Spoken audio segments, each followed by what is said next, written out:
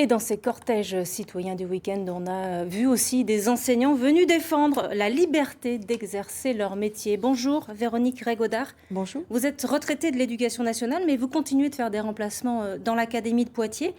Vous Oui, êtes inquiète, vous, aujourd'hui, pour la liberté d'enseigner en France ? je pense que la liberté d'enseigner, c'est un combat depuis plusieurs années, depuis longtemps, euh, auquel il ne faut pas renoncer.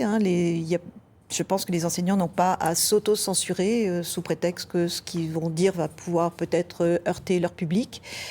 Alors c'est vrai en particulier pour les professeurs d'histoire, géographie et d'éducation civique. C'est le cas de cet enseignant qui malheureusement donc a été assassiné. Mais c'est aussi le cas pour les professeurs d'SVT, pour les professeurs de physique, lorsqu'il faut enseigner la théorie du darwinisme, la théorie du Big Bang.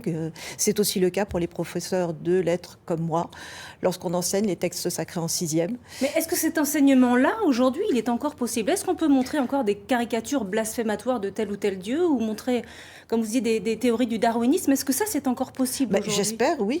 Il faut. En tout cas, ça fait partie des programmes. Enfin, pas la caricature en soi, mais peut-être qu'il faut indiquer clairement qu'il n'y a pas de délit de blasphème en France.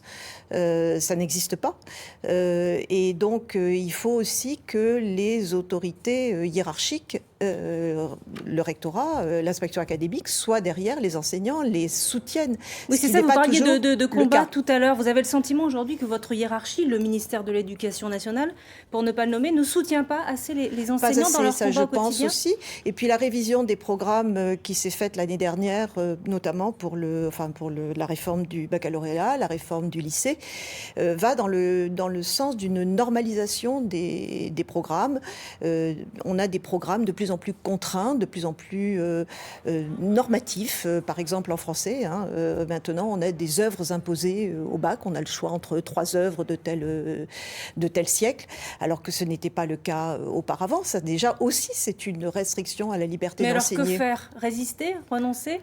Ah non, il faut pas renoncer, certainement pas. Résister à la normalisation ? Oui, je crois, oui, tout à fait, mais je pense que il faut demander davantage de soutien des autorités, du ministère de l'Éducation nationale, dans tous les cas. Véronique Rey-Gaudart, merci beaucoup Merci. d'être venue témoigner sur notre plateau.